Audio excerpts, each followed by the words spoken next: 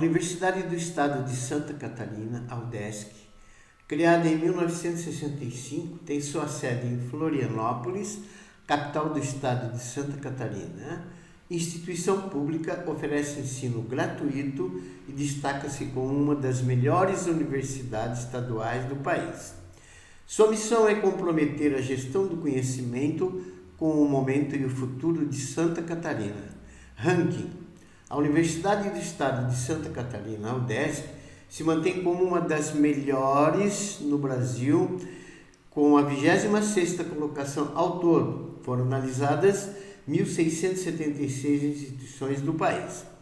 A universidade ocupa a 45ª posição no ranking da América Latina, com 3.797 instituições, e é a 877 colocada na lista mundial, composta por 21.250 entidades de 226 países. São oferecidos 1.222 vagas em 46 cursos de graduação. As oportunidades são para 11 centros distribuídos nas cidades de Balneário Camboriú, Chapecó, Florianópolis, Ibirama, Joinville, Lages, Laguna, Pinhalzinho e São Bento do Sul. A UDESC conta com um programa de ações afirmativas. São 30% de vagas reservadas em cada caso e distribuídas da seguinte forma: 20% para candidatos que tenham cursado integralmente o ensino fundamental e médio em instituições públicas de ensino, e 10% para candidatos negros, entendidos como pessoas que possuem fenótipos que os caracterizam na sociedade como pertencentes ao grupo racial negro. Primeira questão da UDESC, Santa Catarina, 2014. Uma pessoa do alto de um prédio solta uma bola e mede o módulo da posição da bola em função do tempo. A figura abaixo mostra o esboço do gráfico da posição em relação ao tempo. O desenho do prédio não foi dado, fui eu que coloquei aqui para vocês. Está vendo? Ele está lá no alto do prédio, soltou a bola e essa bola cai acelerando. Esse é o gráfico que ele deu. Está vendo? O primeiro trecho é um arco de parábola e o segundo trecho é uma reta paralela ao eixo tempo. Aí ele diz: assinale a alternativa que representa o esboço dos gráficos em relação à velocidade tempo e aceleração tempo, respectivamente. Aqui estão as alternativas e a resolução. Bom, é claro que se ela é abandonada do alto do prédio, trata-se de uma queda livre e ela vai cair acelerando, sujeita a uma aceleração constante, que é a aceleração da gravidade, desprezando-se os atritos. Então, a aceleração é a da gravidade constante e vale G. Está aqui, ó. Está vendo esse trecho? A aceleração é constante, vale G nesse trecho. E esse trecho, que a aceleração é nula, ela já atingiu o solo. Esse é o gráfico da aceleração tempo. A equação horária da velocidade de uma queda livre em função do tempo é V igual a V0 mais AT. V0 é zero, foi abandonada, V igual a GT. É uma função do primeiro grau. Se é uma função do primeiro grau, o gráfico VT é uma reta inclinada. Então está aqui o gráfico VT, uma reta inclinada, com a velocidade aumentando sempre do mesmo número com o tempo. Então nesse trecho é o trecho da queda, e aí ela já chegou no solo e a velocidade vale zero, e a alternativa correta é a A. Um bloco de massa m e velocidade escalar v0 desliza sobre uma superfície horizontal. O desenho não foi fornecido, eu que coloquei. Está aqui o bloco deslocando, a superfície é horizontal, ele é lançado com velocidade v0. Como o enunciado não afirmou que não tem ninguém puxando nem empurrando, tá? Então não existe uma força horizontal para a direita. Aí diz: assinale a alternativa que representa a força de atrito necessária para parar, velocidade final zero, o bloco a uma distância d, então ele quer a força de atrito, e quer também o coeficiente de atrito cinético, o μ, necessário para que isso ocorra, respectivamente, e aqui estão todas as alternativas. É claro que se ele está se deslocando para a direita, tem uma força de atrito segurando, tá? Que é o que o exercício está pedindo. Então, a força de atrito e o coeficiente de atrito cinético, o μ. Cálculo da aceleração de retardamento do bloco pela equação de Torricelli. Veja, ele tinha uma velocidade inicial V0. Foi jogado com V0 em cima da mesa, escorrega, o atrito vai segurando até que ele para. Velocidade final é 0. Então, a velocidade inicial dele não tem e a velocidade final é 0. Nisso, ele percorreu essa distância aqui fornecida D. Quem está segurando ele durante todo o movimento é a força de atrito, que é a força resultante. Por que isso? Porque, como ele não sobe nem desce, não tem movimento na vertical. Então, o peso vertical é para baixo, anula o normal vertical e para cima. Sobra só a força de atrito, que é a força resultante. Jogando isso aqui na equação de Torricelli, que diz que a velocidade final ao quadrado é a velocidade inicial ao quadrado, mais 2 vezes a aceleração vezes a distância percorrida. A velocidade final é 0 ao quadrado, a velocidade inicial não tem, mais 2 vezes o A e o D. Isolando o A, você vai ter que a aceleração A vai ser menos V0 ao quadrado sobre 2D. Essa equação eu chamei de equação 1. Mas a força resultante sobre o bloco, já viram, é a própria força de atrito, o FAT. Então, a força resultante é o FAT e a força resultante vale massa vezes aceleração. Essa equação eu chamei de equação 2. Aí, o que nós vamos fazer? Nós vamos substituir a equação 1, que é essa daqui, na 2, que é essa daqui. Então, vai ficar FAT, que é o FR, é igual a M, e eu tirei o A aqui e coloquei o valor desse A, tá? Menos V0 ao quadrado sobre 2D. Portanto, a força de atrito vai ser menos mV0 ao quadrado sobre 2D. Acontece que a força de atrito, em função do coeficiente de atrito cinético, no caso μ, é fornecida por FAT é igual a μn. Como esse bloco se move num plano horizontal, a normal e o peso se anulam. Então, o módulo da normal é igual ao módulo do peso.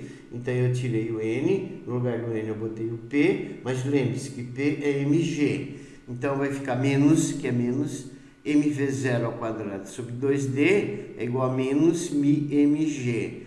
M com M cancela, o μ vai ser V0 ao quadrado sobre 2GD e a alternativa correta é a alternativa B de bola. Terceira questão. Um sistema fechado, contendo um gás ideal, sofre um processo termodinâmico isobárico, pressão constante, provocando mudança de temperatura de 200 graus Celsius para 400 graus Celsius. Assinale a alternativa que representa a razão aproximada entre o volume final e o volume inicial do gás. E aqui estão as alternativas. Como se trata de um processo isobárico, a pressão é constante. Portanto, a pressão final é igual à pressão inicial. Pressão inicial, volume inicial sobre temperatura inicial. Pressão final é igual a pressão final, volume final, temperatura final. Como a pressão inicial e a final são iguais, as duas eu chamei de T, de P, elas cancelam. Então, vai sobrar V0 sobre T0 é V sobre T. Volume inicial sobre a temperatura inicial em Kelvin. Ele deu 200, que é Celsius, somado com 273 vai dar 473. É igual ao volume final, e aqui era 400 Celsius. Foi somado com 273, vai dar 673. Fazendo a troca aqui, vai ficar V sobre V0, vai ser 673 sobre 473, que vai dar 1,4, e a alternativa correta é a C. Quarta questão. Recentemente, um grupo de astrônomos brasileiros da Universidade de São Paulo, da USP, e da Universidade Federal do Rio Grande do Norte, UFRN, em parceria com o Observatório Europeu do Sul, ESO, descobriram a estrela gêmea do Sol mais velha já identificada, com 8,2 bilhões de anos, quase o dobro da idade do Sol, o qual tem 4,6 bilhões de anos.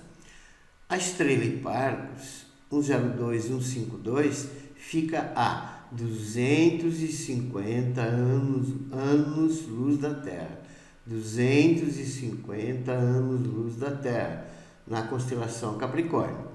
Considerando essas informações, analise as proposições. E aqui estão as proposições e aqui estão as alternativas. Definição de ano-luz. Ano-luz é uma unidade de comprimento e não de tempo, comprimento. Ela corresponde, guarda isso, ao espaço percorrido pela luz ou por um raio de luz em um ano. Então, o ano-luz é o espaço percorrido pela luz em um ano. É a distância percorrida pela luz em um ano. É uma medida muito grande para nossas aplicações aqui na Terra. A luz é muito rápida. Ela marca a distância no espaço cósmico entre as estrelas de uma mesma galáxia ou entre galáxias distintas, que é o caso do exercício. Analisando então alternativas, tá? A1, ela diz que a luz gasta 250 anos para percorrer a distância entre Hipparcos e a Terra. Claro, ano-luz é a distância que a luz percorre em um ano. Então, se ela dista 250 anos da Terra, ela vai demorar 250 anos para sair de Hipparcos e chegar até a Terra. 1 está correta. 2. A idade da estrela de Hipparcos é 250 anos. Ninguém sabe a idade dela, o problema não está afirmando.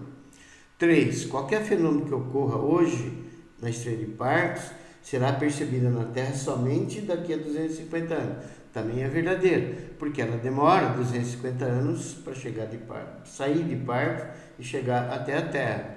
Então, qualquer fenômeno que aconteceu lá será percebido na Terra só daqui a 250 anos. 3 está correto. 4. Uma foto da estrela de Hipparcos tirada hoje lá mostra como ela seria daqui a 250 anos. Não, mostra como ela era há 250 anos atrás. Então, estão corretas quem? A 1 e a 3. A alternativa correta é a D de dado. Quinta questão. Certo metal possui um coeficiente de dilatação linear alfa. Uma barra fina desse metal, de comprimento L0, sofre uma dilatação para uma dada variação de temperatura ΔT. Está aqui a barra fina. Para uma chapa quadrada fina de lado L0, está aqui, chapa fina, lado L0, e para um cubo também de lado L0, está aqui, comprimento, largura e altura, tudo L0. Desse mesmo metal, se a variação de temperatura for 2 vezes ΔT, se dobrar a variação de temperatura, ele quer o número de vezes que aumentou a variação da área e do volume da chapa e do cubo, respectivamente. E aqui estão as alternativas. Veja, primeiro, a relação entre os coeficientes de dilatação linear, que é chamada de alfa, superficial beta e volumétrica gama é essa. Alfa sobre 1 é beta sobre 2, que é gama sobre 3. Ou ainda, beta é igual a 2 alfa e gama é igual a 3 alfa. Então, vamos começar com a chapa fina de lados L0. Então, a área dela é lado vezes lado, que vai dar L0 ao quadrado. Está aqui. Você multiplica esse lado por esse, você vai achar a área dela. A expressão da dilatação superficial é que ΔS, variação de área inicial, coeficiente de dilatação superficial, vezes a variação de temperatura. Então, quando a temperatura é ΔT, ΔS vai ser S0, tiro o beta, eu coloquei 2 alfa. Tá? O beta vale 2 alfa, vezes ΔT.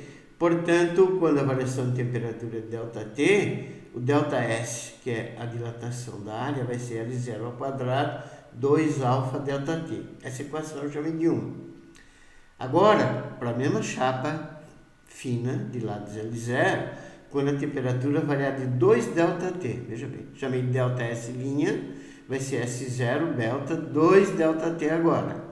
No lugar do beta, de novo, eu coloquei 2 alfa, portanto, a nova dilatação ΔS', quando a variação de temperatura de 2 ΔT vai ser 4L0 alfa ΔT. Chamei de 2. Se eu dividir 2 por 1, tá? Então eu vou ter que ΔS' por ΔS vai ser 4L0 alfa ΔT, tá aqui, por 2L0 alfa ΔT, que tá aqui. Cancela ΔT com ΔT, alfa com alfa, L0 ao quadrado com L0 ao quadrado, portanto, ela vai ser 2 vezes maior, tá? A chapa metálica, por uma variação de temperatura de 2 ΔT, vai ter uma variação de área o dobro da anterior. Agora, para o cubo metálico de lados L0. Então, o volume desse cubo é lado vezes lado vezes lado, que vai dar L0 ao cubo. Então, a dilatação com a variação de temperatura ΔT. Então, ΔV é volume inicial vezes o gama, dilatação volumétrica, coeficiente de dilatação volumétrica, vezes o ΔT. Só que no lugar do gama eu coloquei o 3α, porque o gama vale 3α, está aqui, ó. Portanto, você vai ter que a variação de volume, quando a temperatura varia de ΔT, vai ser L0 ao cubo, 3α ΔT. Chamei de 1. Agora, a mesma variação de volume quando a temperatura variar de 2 ΔT. Chamei de ΔV'. ΔV', volume inicial, gama, 2 ΔT. No lugar do gama, eu botei de novo 3α. Então, o novo ΔV' vai ser 3 vezes 2, 6, L0 cubo alfa ΔT. Chamei de 2. Dividindo 2 por 1, ΔV' por ΔV, vai ser 6 sobre 3, porque o resto cancela tudo, que vai dar 2. Então, também é o dobro. A alternativa correta é a B de bola. Sexta questão. Analise as duas situações. 1. Processo termodinâmico adiabático, em que a energia interna do sistema cai pela metade. 2. Processo termodinâmico isovolumétrico em que a energia interna do sistema dobra. Assinale a alternativa incorreta, a errada, em relação aos processos termodinâmicos mencionados acima, 1 e 2. E aqui estão as alternativas. Então vamos analisar cada um deles.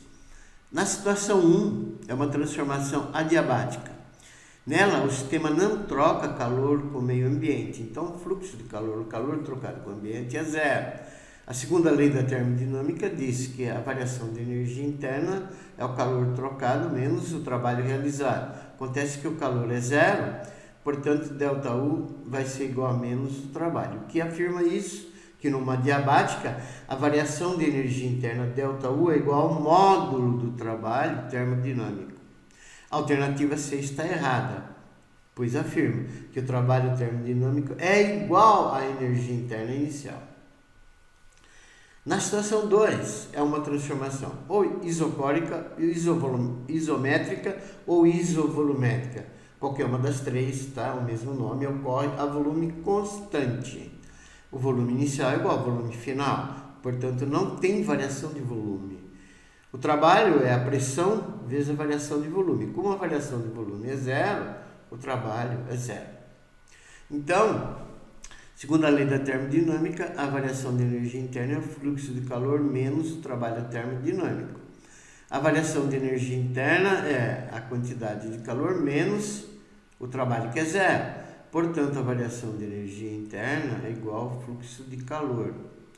Assim, todo o calor que é recebido, fluxo de calor, pelo sistema é igual à sua variação de energia interna. Variação da energia interna. A alternativa C está errada, pois ela afirma que o fluxo de calor é igual à energia interna final. Não, ela é igual à variação de energia interna. A alternativa correta é a C.